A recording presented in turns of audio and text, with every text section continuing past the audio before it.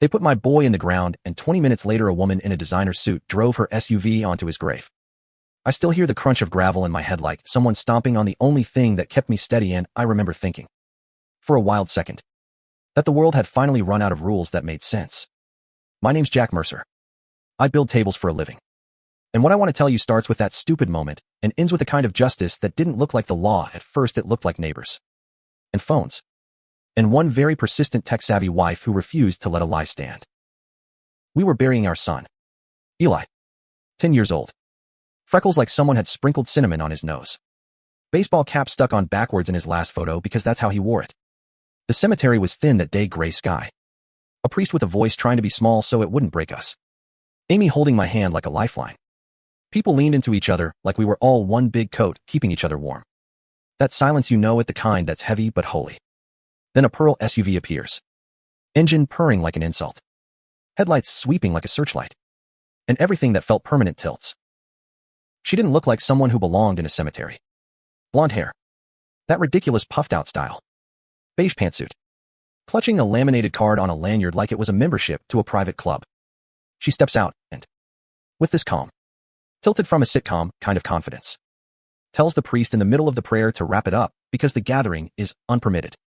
Her name, as I would learn in the days that followed, is Lorraine Hale, self-declared guardian of the neighborhood's standards. She parks with one tire on our boy's grave and starts clicking her keys. Hazard lights flashing like she's celebrating. Amy's already recording. Her hands are steady because grief can make you very precise about what matters. People breathe out a sound that's half gasp, half insult. The priest flails for a polite way to say, "This is absurd." Lorraine shushes him. She points to floral arrangements and says something about aesthetic disruption. I swear to you. For a second, I didn't know whether to laugh or punch her. I didn't either. I gripped Amy's hand and felt the cartilage at my wrist ache from the force of it. The cops show up. 2 uniforms. Careful. Trying to read a scene no one scripted for them. A funeral interrupted by HOA theatrics. Lorraine puts on her best performance, the I'm an official routine. She pulls out a binder of bylaws and waves it like a lawyer at a PDA. The officers listen. And then one of them, a guy named Ortiz, crouches down and shines a flashlight under the bump of gravel where Lorraine's tire sits. He sees the cracked brace of the vault, and his face goes from neutral to something like a slow hardening. That's structural, he says. In a cemetery. That's desecration. Handcuffs appear fast. Her hazard lights keep blinking. Blink.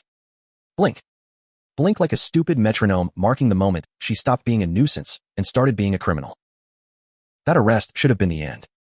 We should have gone home, wrapped ourselves in blankets, and tried to remember how to breathe without a little boy. But that's not how bullies operate. Lorraine didn't slink off. Embarrassed and humbled, she retaliated. The kind of petty warfare that's small enough to be ridiculous and precise enough to be harassment. 2 days later, an envelope landed in our door with the Whiteview Community Association seal. A fine 4-yard melancholy, $50 if we didn't make our lawn look cheerful within 7 days. Another for our black mourning wreath, unapproved grief hue. My truck was suddenly 2 inches too close to the left boundary. The notice is read like a satire someone forgot to label as fiction. Amy did something I would learn to depend on. She cataloged everything. Exhibit A. Exhibit B. Exhibit C. She took snapshots of each notice and filed them in a binder. Then she started a digital folder. The binder was my work to do. The slow, patient stacking of evidence, receipts, dates, screenshots. It gave me a thing to build when my hands otherwise wanted to smash and my head wanted to dissolve. Those little papers were like pebbles in the shoe. Stupid at first. Then nagging. Then a steady ache that wouldn't let her go. The turning point, though, came when Amy looked at the laminated card Lorraine shoved in the priest's direction. Something about the eagle emblem looked off to her too generic. Too crisp. So she pulled the photo she'd taken and got quiet. She started with a reverse image search and then, like a bloodhound, traced it back to a $9.99 template on a novelty badge website. The official-looking badge. Bought online. Customizable. That was Exhibit D. Then Amy looked at the highlighted orders. Lorraine showed the cops the one with garish pink highlights, and she could see, in the way the letters bled, in the kerning that didn't match an actual county print, that someone had retyped and forged a document on an inkjet. When she laid the 2 pages side by side and circled the differences, I felt something inside me click. This wasn't a madwoman having a bad day. This was premeditated. She'd come to our son's burial with a binder and a plan. That realization changed the fight from personal to legal.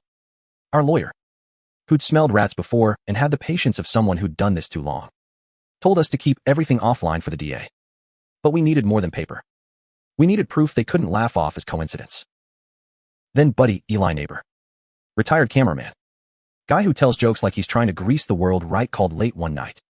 He'd seen Lorraine with two big men slipping through the cemetery fence. Amy and I drove out, but we didn't go in. Instead, she fired up the drone she'd bought for sunsets and stupidly cinematic backyard shots. Up it went, night vision humming, and in grainy green we saw Lorraine and her cronies with a tote of orange stickers that said, "Loud and ugly. Violation." They were sticking them on gravestones like price tags. We had faces, license plates, the act itself, all in 4K night vision. Amy landed that drone like she'd just caught a thief and saved the footage in 3 places. I'll be honest, there was a sweetness to seeing our lawyer's face when we showed him. The DA's office went from "we'll get to this" to "we need that evidence now" faster than I've seen anything move. But the DA had a different idea. "Don't make this a viral circus," the lawyer warned. "Let us take this to the DA and let the law do its slow, steady work." We obeyed for a little while. Lorraine didn't stop. She escalated in the small, poisonous ways that make life miserable. Notices for garbage can placement, flags being excessively undulating, complaints about wind chimes producing disharmonious notes. The HOA turned into a machine of micro-bullying fines, letters, an attempt to make us into outcasts in our own street. It was like being molested by paperwork. With each piece of mail, my anger grew. But my strategy firmed. I collected everything. Amy turned the digital files into a neat bundle for the DA. We had drone footage, the novelty badge receipt, the forged orders analysis, dashcam timestamps from the funeral home, witness statements. It was a pile that made a case. And it had momentum. What I didn't expect was how powerfully the neighborhood would respond. People had been living under the same petty tyranny for years, embarrassed to complain. Then Buddy Eli, being Buddy Eli, suggested we do something broadcasted. Lorraine called an emergency meeting at the community center to clarify recent concerns. Across the street, Buddy set up chairs and a live stream, got an HOA horror story. Tell it here. I thought maybe 3 people would come. 20. 30 showed up. Mrs. Gable, who'd been cited for wind chimes, walked across the grass and told the camera about the note she'd received. A very human thing happened. Hearing one person say it out loud made it okay for everyone else to keep talking. Live video spreads in a way that's equal parts mercy and chaos. The chat filled up with people calling out the petty notices, yard melancholy, improper vehicular placement, overly patriotic mailbox flag. The DA called Amy while we were streaming, and she held the phone up to the mic. They wanted to meet. The floodgates opened. People who had felt isolated and sick about the little fines suddenly had a voice. And when those voices joined with the drone footage and the forgery, Lorraine's house of cards wobbled. She called another meeting one of those official-sounding, get things in order gatherings. She brought a projector and a binder and an air of practiced indignation. She tried to read out a document she'd printed the fake order. Amy stood up, looked at the screen, and said, "That seal is from a $9.99 template site. I have the receipt." She didn't scream. She didn't cry. She held the phone, showed the page, and the screen changed to a side-by-side comparison, Lorraine's document and the website template. The room inhaled as if someone had pressed pause on a movie. Then the most American thing possible happened. The people who had been her muscle, 2 men who had followed her to the cemetery and helped slap stickers on headstones, couldn't look at her anymore. They left the stage. A 3rd board member got up and resigned. Then another. The board imploded in public like a rotten porch collapsing. Lorraine sat there, beige suit deflated. And for the first time she looked as small as all the citizens she tried to rule over. The DA didn't waste time. The prosecution stacked the evidence, body cam from the funeral, Amy's digital forensic work, the novelty badge purchase, the night vision drone footage, and then most shattering testimony from the 2 men who had turned on Lorraine and told how they'd been told to tag graves and make a point. Her defense tried to say she was protecting property values. Yes, that was literally their argument. Aesthetics over basic human decency, and the jury didn't buy it. When Lorraine took the stand, she tried the grand, righteous routine. I was enforcing standards. The courtroom didn't have the patience for a speech about hedges when we'd shown them stickered stones. Guilty. All counts. Came back quick. 10 years with some served, some suspended. The judge read the sentence like a chapter in a book that had to end. You used position as a weapon. You terrorized a grieving family. This is not about property values, it is about harming people. When the gavel fell, I felt a hollow. And then a weight lifting that I didn't know my body had been carrying. For weeks after, neighbors came by with casseroles and beers and things their kids made. People kept calling, surprising us with kindness like wind after a storm. But there's another piece, the civil thing. We didn't want money. We wanted something that mattered. The lawyer said the HOA would settle if the DA's case held water, and water it did. We negotiated terms with the insurance folks. And we did something that felt right and quiet and stubborn. We put every penny into creating a small garden in the county memorial park. A place for children's graves that would be cared for and respected. With a little fountain, benches, cherries, and a plaque that reads, in simple carved letters, that this is a place for remembrance, not citation. We called it Eli's Garden. The whole arc of it, from tire on a grave to 20 guys on motorcycles standing silent in the dark, protecting a patch of grass, feels too cinematic to be real. But it was. After the drone footage. After the DA called. After the bikers formed a human wall one night, when Lorraine thought she could sneak back. The neighborhood did the thing communities at their best do. They showed up for each other. Marcus, the VFW guy who runs the bike rides, showed up with 30 veterans at midnight, and they stood like a line of quiet soldiers around the plots. Arms folded. Faces set. Lorraine's car drew up. She saw the line of men. And she froze. The tote hit the ground. Her henchmen dropped the stickers and slunk off. That image, a line of fathers and veterans and neighbors saying, without violence. Not here, is what I think of when people ask me if there was any grace in all that ugliness. There are things that still sting. The trial didn't bring Eli back. The memorial garden won't fix the mornings when I reach for him and the bed is cold.